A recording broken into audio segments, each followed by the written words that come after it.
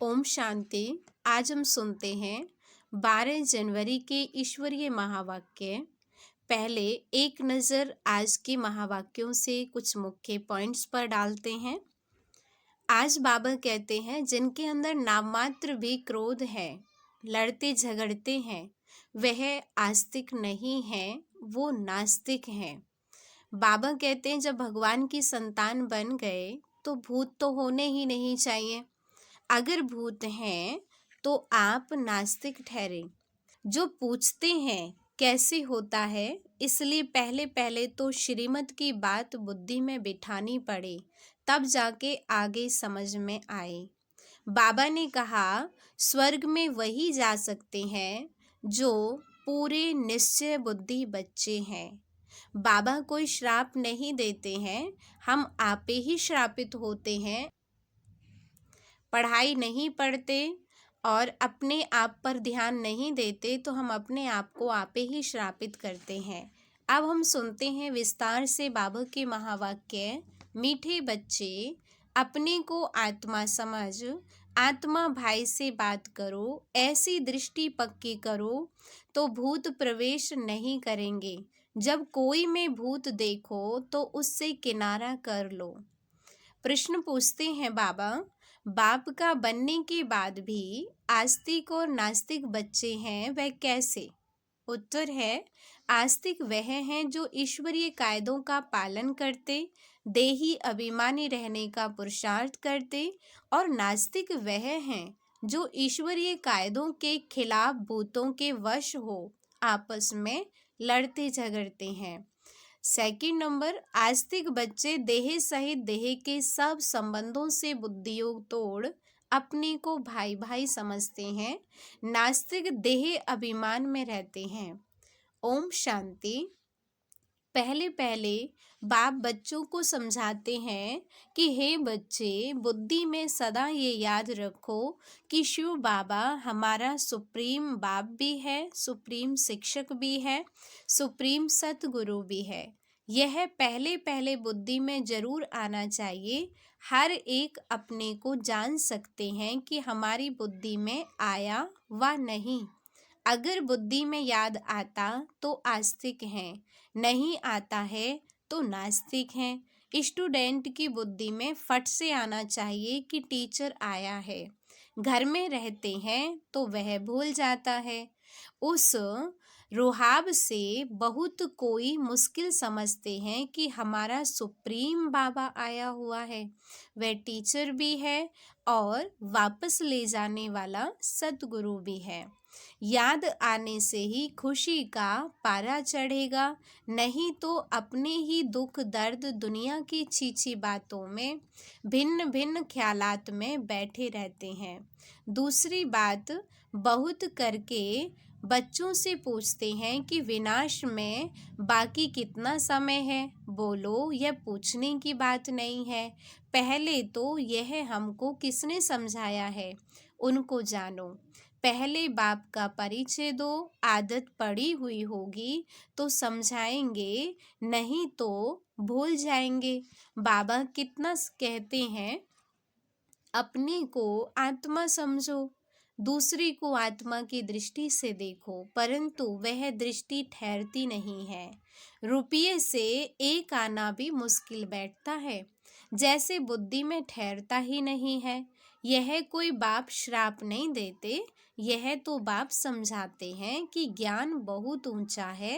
राजाई स्थापन होती है, रंक से लेकर राव बनते हैं। राव थोड़े बनते हैं, बाकी रंक नंबरवार होते हैं।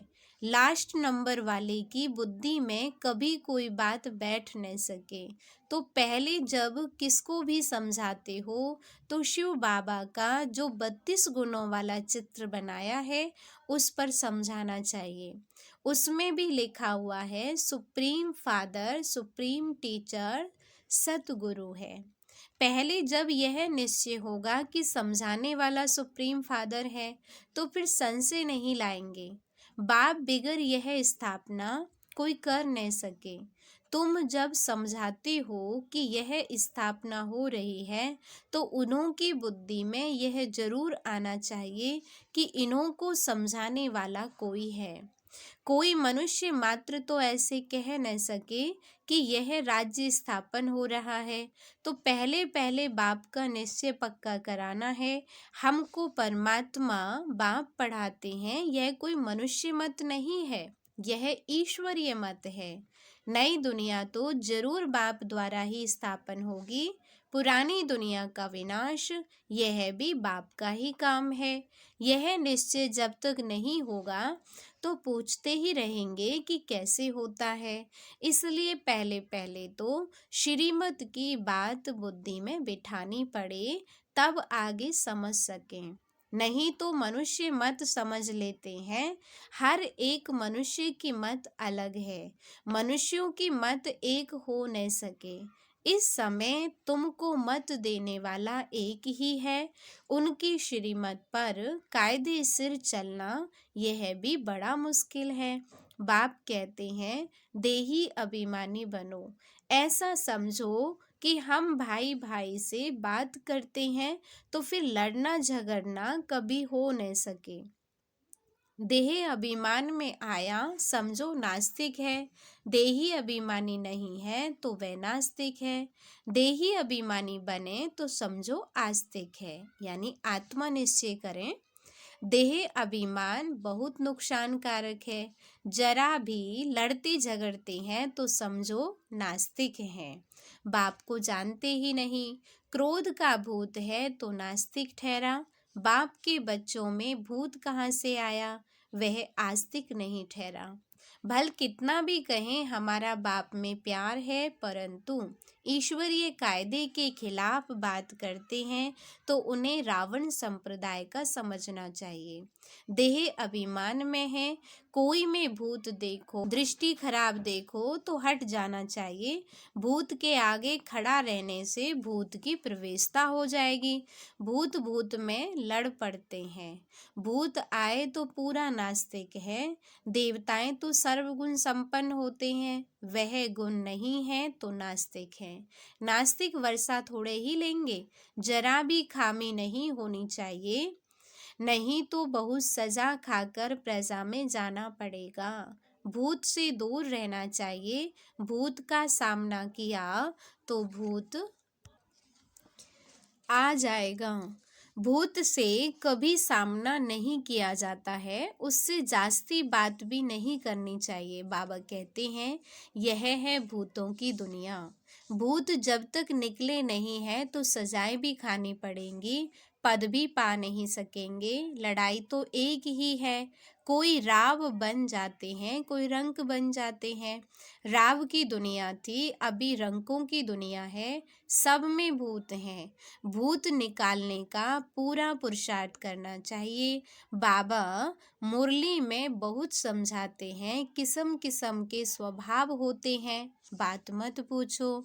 तो प्रदर्शनी आदि में पहले पहले बाप का परिचय देना है।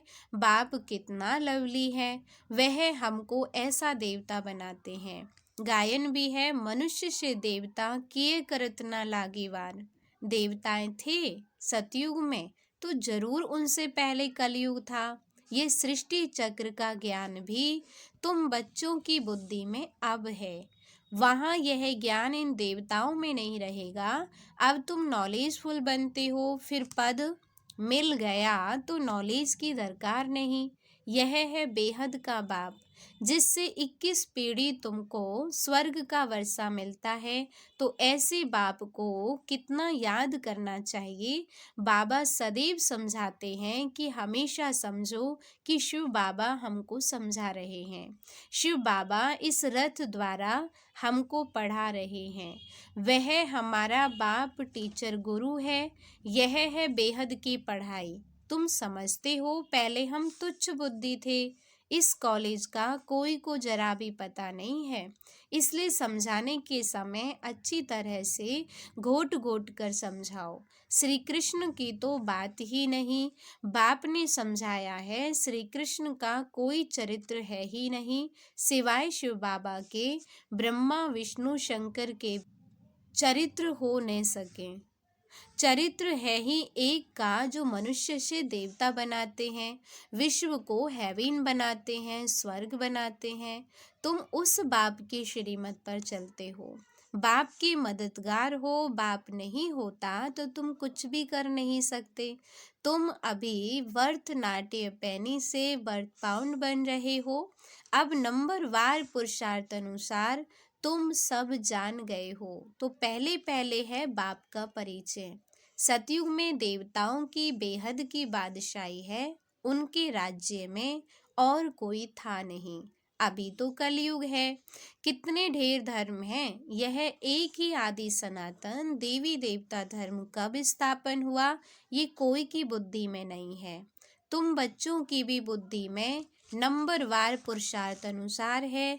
तो पहले बाप की महिमा पर अच्छी तरह से समझाना चाहिए। हम जानते हैं जरूर, बाप से हमको पहचान मिली है।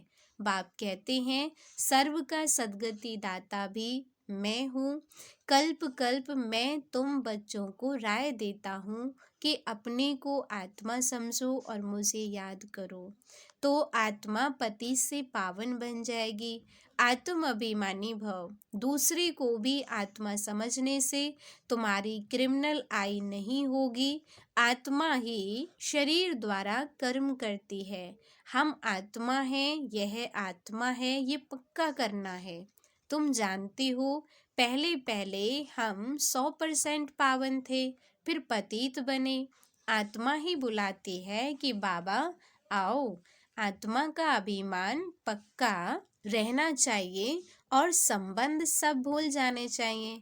हम आत्मा स्वीट होम में रहने वाली हैं, यहाँ पार्ट बजाने आए हैं। यह भी तुम बच्चे ही समझते हो। तुम्हारे में भी नंबरवार हैं जिनको याद रहती है। भगवान पढ़ाते हैं, कितनी खुशी रहनी चाहिए। भगवान हमारा बाप भी है, टीचर भी है, सतगुरु भी है। तुम कहेंगे हम उनके सिवाय और कोई को याद नहीं करते। बाप कहते हैं देह सही देह के सभी संबंध तोड़ मामी कम याद करो, तुम सब ब्रदर्स हो।